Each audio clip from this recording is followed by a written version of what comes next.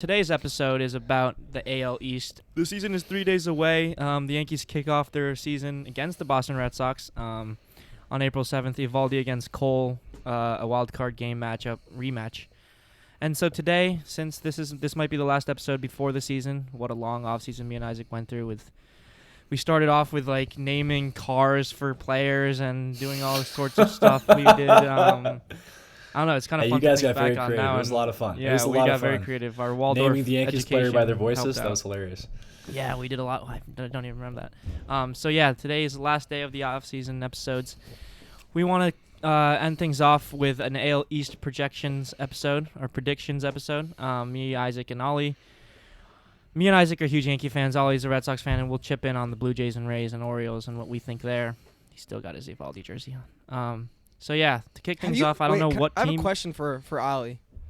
Yeah, yes, sir. Have you changed that jersey in the last week since you first did the starting pitching with Ken, or have you taken it off? Has it been glued? Has it been glued to you? Is my question. That's a great question.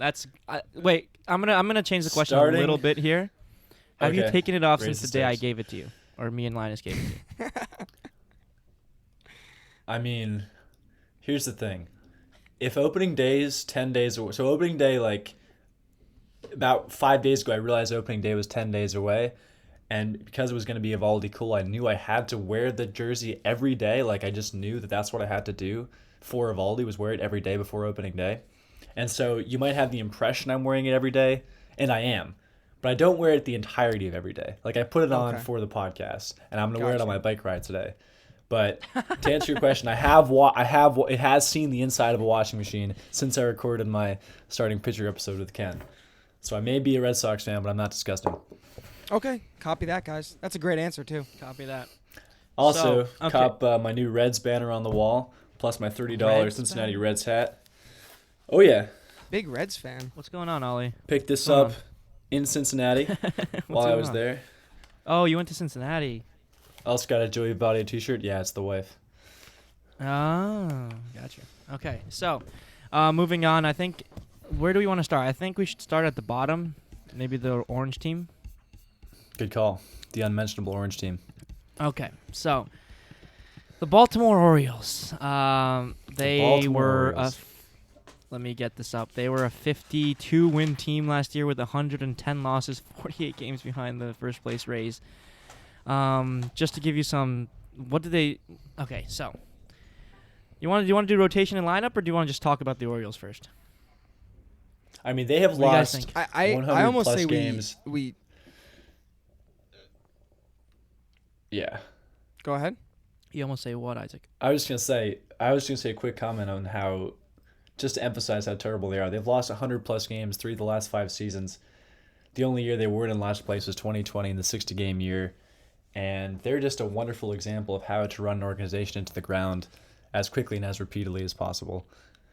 It's a testament to mismanagement, man. The Orioles could have been good. The Orioles were a playoff team circa 2014, but then you let Adam Jones go, and you fail to develop pitching, and you don't draft pitchers, and I don't know. It's a study of a mess. Yeah. I don't know. They're rebuilding. I hope they get a little better, even though I'm a Yankee fan. It's kind of just boring how bad they are. Watch, I think their payroll is what, 35-40 million this year.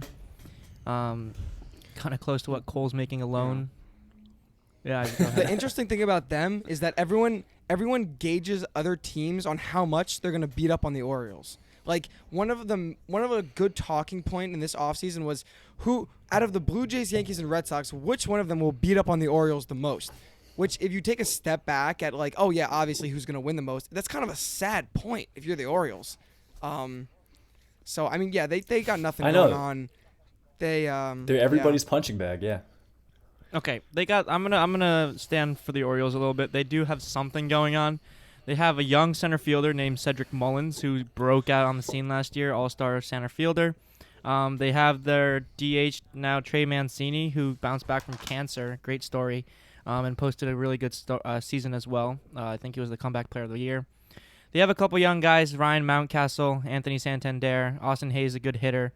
And they're banking on younger guys who are more unproven, Jorge Mateo, Ramon Urias. And then they got their diamond in the rough. Not diamond in the rough. He's a first round pick or first overall pick, but they're counting on their AAA star, Adley Rutschman. I think he's number 1 overall prospect in all of baseball now. He's switch hitting catcher with power, average, everything, you name it. And hopefully he makes his debut early this year. So that could be something interesting about the Orioles. But other than that, they have John Means at the top of the rotation. But that's all I got for the Orioles right now. Yeah, there are reasons to be optimistic, but I don't see them competing before 2024. The reason I have hope for the Orioles is that their pitching prospects are better than you might think, because it's not only Grayson Rodriguez, who everyone talks about, who could debut this year and probably get up to 10 starts, but they also have DL Hall, who's their lefty option, who throws like upper 90s, nasty stuff. He's on Pitching Ninja. And so what I see the Orioles doing is not just the image we have for them is building around Rutschman as like the all-star catcher, the next kind of Buster Posey figure. But I think what they should do is really build around their starting pitching. Like try to assemble like a 3-4 man group of homegrown guys who they've developed, behind John Means that can like, even in the AL East, carry them to 80 wins or so by 2024. Yeah.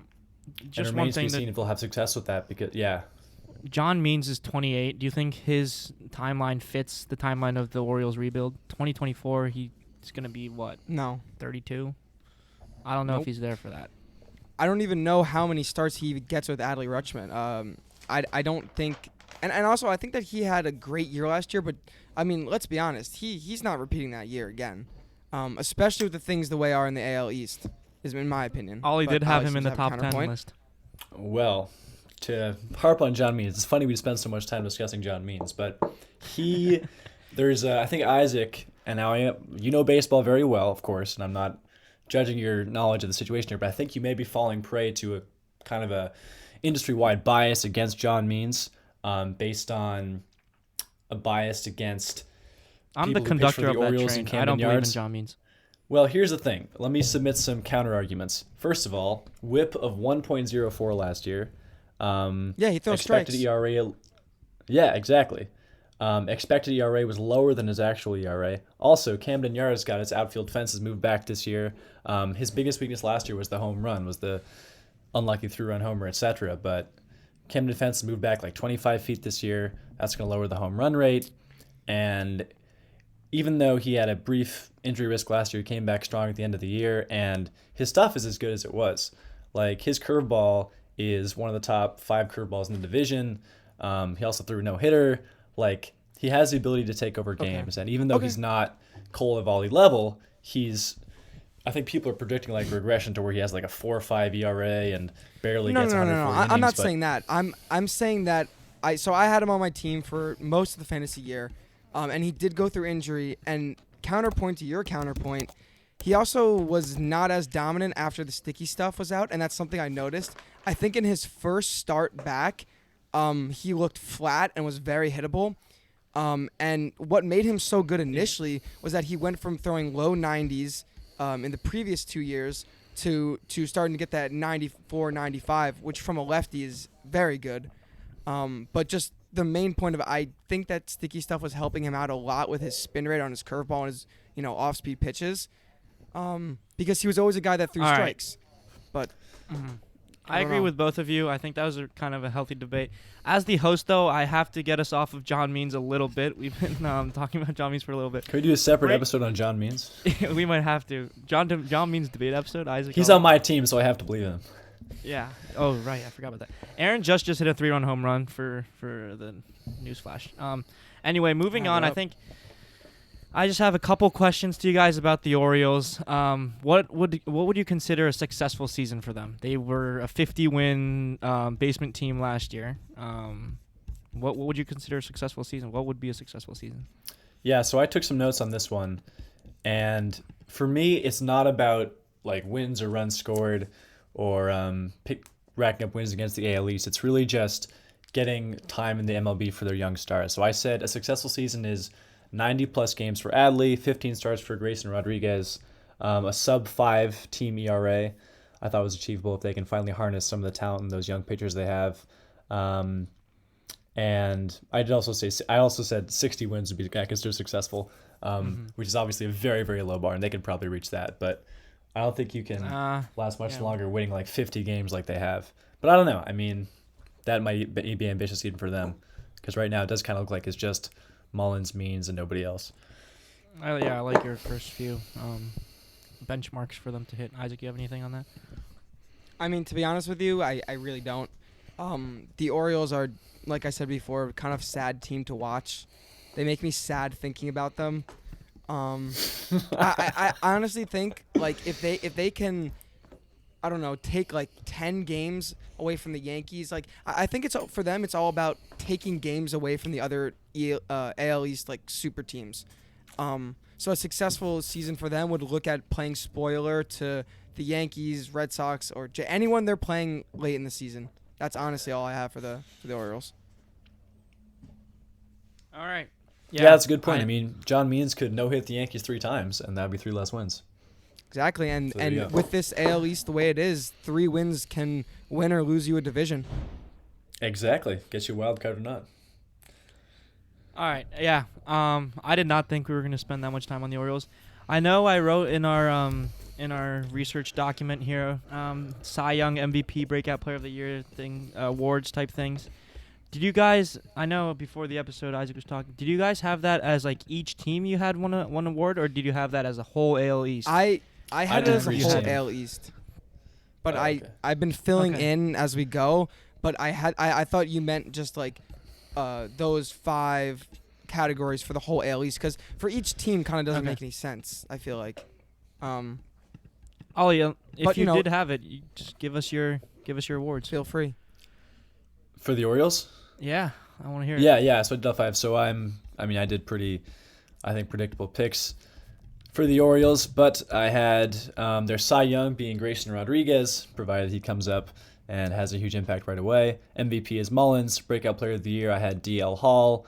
Rookie, of course, Adley Rutschman.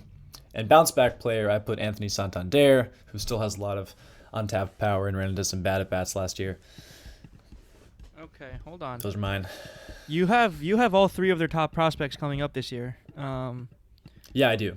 Okay. I guess that's achievable. Yeah, because there's this great site online that ranks a prospect for each team and gives them their estimated time of arrival, and all those guys are estimated to arrive in 2022. Like Adley could be up. I think is Adley on the opening day roster? I'm not sure. No, but I think he be got up hurt. He got early hurt. Part of the season.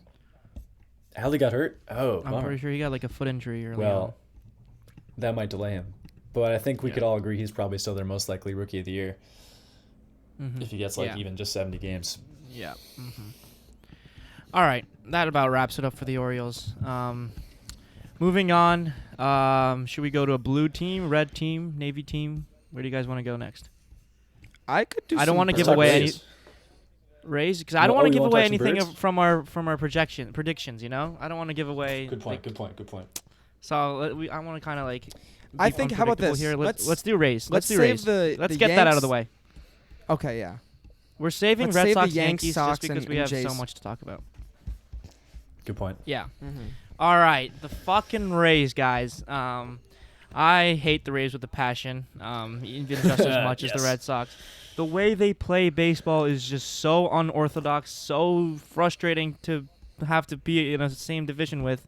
Obviously, they got their young stars in Wander Franco, Randy Arozarena, Austin Meadows, but they got these bench guys. This is what I want to talk about. They got these bench guys and role players that just buy into their system and know what they're doing, know what their place is on the roster. Guys like G-Man Choi, Yandy Diaz, Brandon Phillips. Brandon Lau is a kind of a star on his own, but he's kind of a role player for them. Mike Zunino, Margot. They just find guys with talent that haven't been able to reach their potential in other organizations, and they'll make them believe in themselves that this is what they do. They make them buy into their system, and here it just leads to wins. So this is a computer. So I do actually plug and play. I do actually have awards for them. I think we should break down the Rays in terms of awards because I feel like that'll lead us into other conversations. So how about we start and we go around, go for the categories. Like we'll all say our Cy Young, and then we'll all go through our MVP.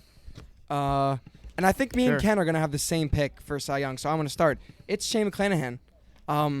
He is absolutely nasty. Talk for me, baby. Lefty throwing 100. You don't see it very often, and especially throwing in Tropicana, with, a field like that no hitters like. I mean, he is just nasty. He was really under the radar Wow. the last 2 years, but as a Yankees fan, we've seen him a lot. So that's my guy for Cy Young. I want to just chime in a little bit on Shane Mcclanahan. I know Ollie asked me if I liked his secondary pitches in the AL East rankings video. At the time, I wasn't sure. I knew he had a decent slider, decent curveball, but I kind of, when I was editing that episode, I was going through his highlights on Baseball Savant. His curveball is kind of gross. It falls off a table, and I know he. I don't remember the percentages of how many. I know he's very fastball heavy still, but if he can incorporate that, throw it for more for strikes, and then get that tumbling action, it's kind of like a Glasnow curveball from the left side when it's on. So, I do. To answer your questions a month later, I do like his secondary stuff. Wow, thanks for the update. I appreciate that. Yeah. I was waiting for your answer for months on that one.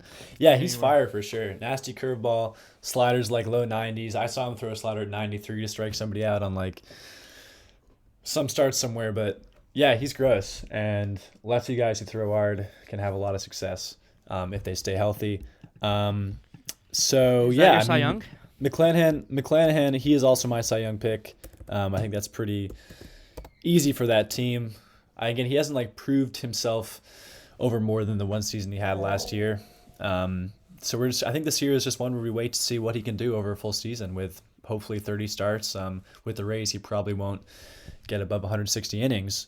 But yeah, we'll see what his strikeout rates are like. Like if he has, he might get above 180 strikeouts. He might be a guy who gives you 5-6 innings with 10 strikeouts a game. He could be like at his best, even like a Carlos Rodon, And if he does that for the Rays, that could help them fight for the wild card spot because they need an ace so badly without Glasnow. And he's not the same pitcher as Glasnow. He throws hard. He's got a similar like hard curveball thing, but Glasnow is an animal all on his own. And it's a lot to ask for a young guy like Shane to replace Tyler Glasnow. But if anyone can do it, I think he can. Yeah. He even got a start in the fucking playoffs last year, along with That's right. Shane Baz and Patino. Did Patino get a start in the playoffs? No, it was Rasmussen and Colin McHugh. Oh, Rasmussen, yeah. Patino did not know. So it was Mclanahan. It's right now as the rotation shakes out to start opening day without Baz and Glasnow. Shane Mcclanahan as their ace, Drew Rasmussen as the second behind him. Corey Kluber, their new pickup. 3, Ryan Yarbrough. 4, Luis Patino. 5. They got potential, definitely. And their bullpen guys, I was looking at their bullpen guys. They literally have like 15, maybe even like 16, 17 guys who like we've heard of, and me and Isaac have experienced really bad. We had a really bad time watching them pitch against the Yankees. Bad luck.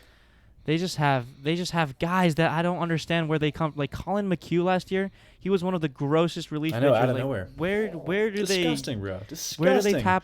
Yeah, he used to I be don't in know how they tap Houston, just like a potential ride from Houston, then comes up and turns into their best reliever, like It's a spot starter. How do you insane. do It's this? Insane. Like, tell me how to Jalen manage a Beast, team they like just- that.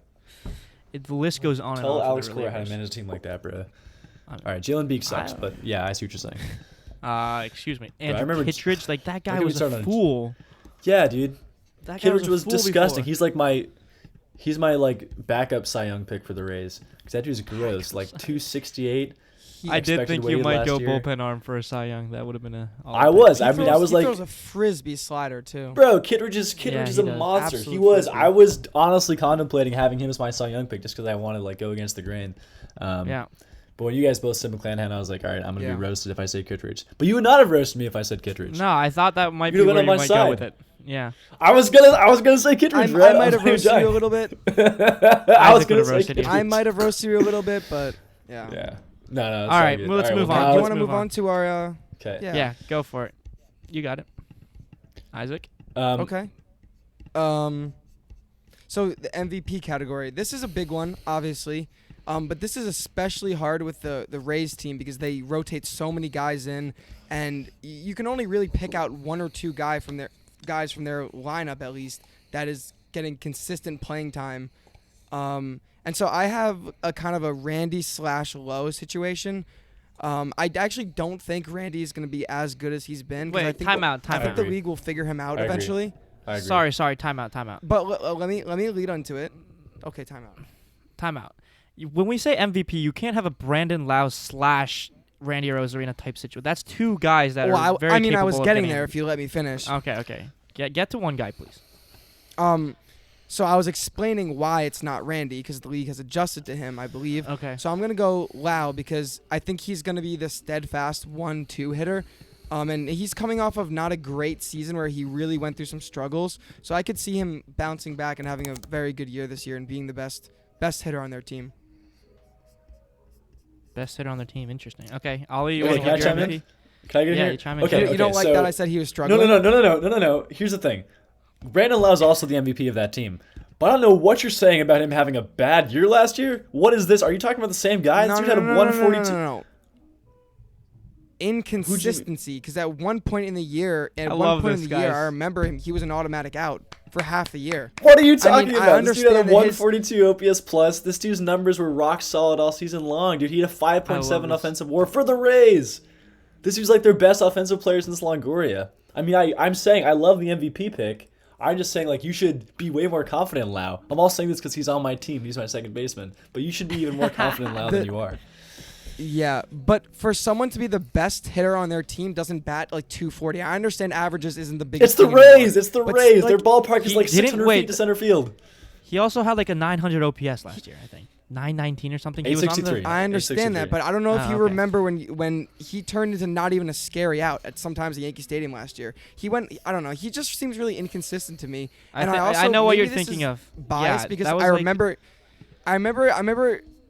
him in the playoffs like really struggling too, and like I don't know. He doesn't seem like a big game player to me. Like I understand. Like I'm looking at his stats now. Okay, yeah, he had a good year, but like I just don't feel like he's ever been like a superstar caliber. I know player. exactly what you're And thinking I don't know, of. I I think he guess started that's- off the playoffs like 1 has for 20 a or track record of in the playoffs. I mean, if you're going to judge a player by having rough stretches in the playoffs, I'm going to introduce you to a guy named Clayton Kershaw and about 30 other names too. Okay, he's been a well above average offensive contributor for all 4 years of his career, and he's been trending upwards. His OPS plus gets higher every season. His power numbers get better every season, and he's only slugged below 500 once. Like, these are not the super advanced expected numbers, but if you're putting up numbers like this from age 23 to 26 for the Rays, you got something going on. He might not hit 39 homers again, but he's definitely good for 30, 80, mid 800s OPS, and right now, with the Rays' offensive situation, what it is, I'll take that any day of the week. Yeah. All right, Ollie, you're 5.7 He ranks pretty offensive low. WAR. He ranks pretty low in defensive WAR too, and he kind of regressed from 2019 to 2020. So last year was actually a good year for him, but in 2019 he had a 2.9 WAR, and then he went down to a 2.5 in 2020, and That was a all of 60-game was season. related to. Yeah, I understand. 2.5 in 60 games is elite. He also kind of like I don't know. He shit the bed in the playoffs, and that's probably the only thing I can remember about him. But, Another yeah. great conversation about Brandon. I love this, by the way. I can't wait to get to like the Red Sox Yankee debates when we could get really heated. Oh yeah. Ollie, you want to give your MVP? I think I know where you're going. I also said Brandon Lau, obviously. Oh really? Is that obvious? I thought you were definitely I going Wander. said I agree with Isaac's pick. Oh, I have him for another category, but yeah. Oh, okay. Yeah, I think we all have him for Rookie of the Year too. Or actually, I don't have him for Rookie of the Year. I think he might have gone over his Go limit for for it. rookie, but go ahead, Ken. I think he did. I think he went over the limit. I have Randy as my MVP, but we can just move on. What? Okay. What? A Rosarena? Oh yeah, big time. That Dude, Randy? he's Are you baked? terrible. Yeah, I'm what not are you doing baked, picking a Randy? Is that a meme? Give us that's a is- good joke. Give us your real pick now. Give us the real Randy pick. Let's have the real Arozarena. pick. He is the fucking god. All right, He's let me- gonna have one of the best. You're joking. I'm you not can't joking. be serious with me I don't right now. like Ken, Brandon Lau You're at a all. good. You know baseball well. I know Randy baseball well. Let me read you some of his expected numbers, dude. This guy, I was just Expected looking numbers at out how my overrated he fucking was ass. last year. Bro, expected numbers. Look at that. He All had. right, give it to me. bro. Give it to me. Okay. Randy Rosena's weighted on base average last year, 350. Okay, very solid. Yeah. I'd take that for an MVP easy. pick. His expected weighted 302, difference of .048. That was by far the highest on his team. Listen to me. Okay. Listen to me about Randy. His weakness right now is that he swings at he's a free swinger. He doesn't take his bases. Oh yeah. If Aldi struck him out like 40 times on sliders, bro. Yeah. He gets very swing happy, and I think it starts off with his confidence.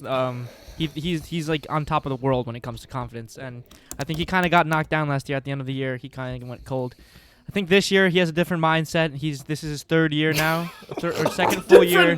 Different mindset. What are you, a psychologist? Easily. What are you, Sigmund Freud? In terms of hitting approach, Different his first get go was in the Oh, 2020 he has playoffs. a better attitude. He Oh, went off. excuse me. I didn't realize his attitude improved. Wow. Okay. Second year Got in the you. playoffs. Oh, pardon me. Second year, he had a full season, rookie of the year campaign last year. By the way, if you guys forgot, he was very swing happy. I think the normal progression of a young hitter like Randy Arozarena, like any other star young player that came up in this league, they start the patience comes secondary. You know, they have their hitting skills. What comes next as the player ages is patience and batting eye and whatnot. So I think if that improves his on base percentage, Rockets, he's hitting behind some Brandon Lau, Wander Franco, Austin Meadows. He's gonna have his opportunities. He's gonna stay healthy, and I think he's just gonna have a breakout year. So, I guess he's my breakout. I am making fun of you a little bit. Like this is a little bit of me making fun of you. I do appreciate what you're saying about Randy Arozarena. He's obviously not a mediocre player. He's obviously an above average hitter. I'm roasting you a bit, but I think you and Isaac have a similar bias right now, and that's just I think you guys are really over influenced by playoff performance. I think that part of Isaac's negative attitude to allow is based on bad performance last year, and part of your bullish attitude about Arozarena is still about his playoff performance. You know what in the 2020. bias is? I think you're still living in 2020. I think the bias is more not just playoffs, but like what they've done against the Yankees. Like me and Isaac are very influenced by that, and I think that has because I do remember when Brandon Lau was like, I don't have that. 0 for 15. Yeah, I know you don't. All right. Breakout player of the year, rookie of the year, bounce back player of the year. We kind of have to move a little faster, but what do you guys have there? Ollie, you want to start? I had breakout Wander, rookie of the year Shane Baz, and bounce back the reliever Brooks Raley, who they got from the Astros. Okay, and I have rookie of the year Luis Patino. I have breakout player of the year. I also have Wander Franco, and then bounce back player of the year I have Corey Kluber. Oh wow, dude! Me and Isaac had the same exact picks as you. Those last three, except for the MVP. You had Patino, Wander, and Kluber. I knew you were gonna go Kluber with the bounce back player of the year, rookie of the year. Yeah, I went with Patino. I really have faith in him. That's biased from MLB The Show. I had a rookie card of him. Then breakout player of the year. I think it's obvious. It's Franco. Yeah, so I think Franco is a certified superstar. I kind of feel like it's bad to call it a breakout because I mean last year he was filthy. Like how much better can he get? You know? Exactly. What is he gonna hit 320 this season? But for Corey Kluber, I think that needs a little explanation. I think he fits in perfectly with the organization. That's biased, bro. I think that the Yankees tried to raise Corey Kluber and try to find like little specific things that Isaac is kind of in and out turn right him now. back into his Cy Young days. Oh, jeez. Oh, is he there now? Oh. All right, I'm gonna continue for Isaac. I'm gonna continue for Isaac here as he tries to come back. Corey Kluber, I think what Isaac was trying to say is that he fits perfectly in that rotation, a mix of young guys and Corey Kluber being the veteran. He's going to lead that staff, not in terms of his performance on the field specifically, but I think in terms of teaching these guys. Like Corey Kluber last year when he was on the Yankees, he taught Michael King his Kluber ball. And now Michael King has one of the filthiest slider/curveball slurve on the Yankee staff. And he like completely gives credit to Kluber. That does not make him a bounce back player of the year, Ken. I'm gonna get to that. That makes him a good team. I'm first talking about what Isaac was trying to say about his value to the rotation of the Rays. And then for Kluber himself, he still has the stuff. Like he still has the stuff. He threw a no-hitter last year. All he needs to do is stay healthy. He does not still have the stuff. He objectively The no-hitter he does not sell the stuff. No-hitter was an aberration. I will show you the numbers. Aberration. To show you You don't throw no-hitters. You don't throw no-hitters by accident. He has one pitch left, and it's the worst it's ever been in his career. He's got the Kluber ball, and it's literally the expected weighted on base average against that pitch has gone up every season since 2017. It's the worst It's it ever was obviously going last to go year. up from his fastball got historically absolutely great creamed. Cy Young year. But it's like, what, dude? When you're 35 and your numbers are like sky, this is worrisome, man. It's a bad spiral. It's the wrong direction, dude. It's His stuff. The only reason he could possibly be better than last year is because he's pitching in that epic pitcher's park. I think that's the only reason, dude. I think you're overestimating what I'm saying about Kluber's Kluber. He's obviously gotten a lot worse. I'm not expecting him to go 18-4 with a 2.5. I think a bounce back player of the year on the Rays.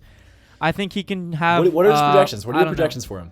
9 to 10. I don't have his exact projections. I think he could go 9-10 wins, a 3.75 to a 4.25 ERA. Okay, that's fair. That's fair. Okay, but that's not a bounce back because that's basically where he was last year. Well, it's bounce back from injury.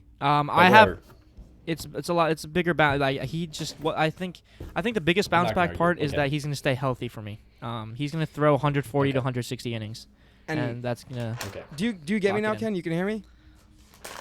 Yeah, I can hear you. What's up? Yeah. So just to elaborate a little bit, because you did say some things I wanted to say, but not exactly. What I think is going to happen is that the Rays are an organization that can find hidden talent. And not hidden talent is bad word, but they'll find something to tweak in a player that will enhance him. And so kind of like what the Giants did last year with a lot of those veterans. I think that's what's going to happen is the Rays are going to find something with Kluber that really works, and especially pitching in that ballpark, I think is going to be great for him. So that's kind of another reason for why I had Kluber there. But yeah, that's all I have for Kluber. Who's your bounce back, Ollie? I'm ready to roast the shit out of this one. I had Brooks Raley, the reliever they just got from the Astros. You did have Brooks Raley. A solid lefty who had very bad luck he looks last like season. my UPS driver. A lot of talent left. Oh god. He kind of does. He's got a goofy face. Oh my god. He looks goofy. He's got a goofy face. But he had a FIP of 3.27 against a 4.78 ERA, so that's not going to last. He had 12 strikeouts per 9 innings, 4 strikeout per walks. It's just a numbers thing for me. Like, I look at, that's just a pretty much, there are a few certainties in baseball. When you have, like, peripheral numbers that are that good against an ERA that's just bloated, you can usually expect a recovery. I'm not sure how much they're going to use him. They're kind of weak on lefties right now. Like, a lot of people in the AL East, a lot of bullpens in the AL East are weak on lefties. So that's why I just thought he'd see a lot of action and do better. All right. I'm actually really interested to see what you guys have as their wins predictions, but we can't get to that yet.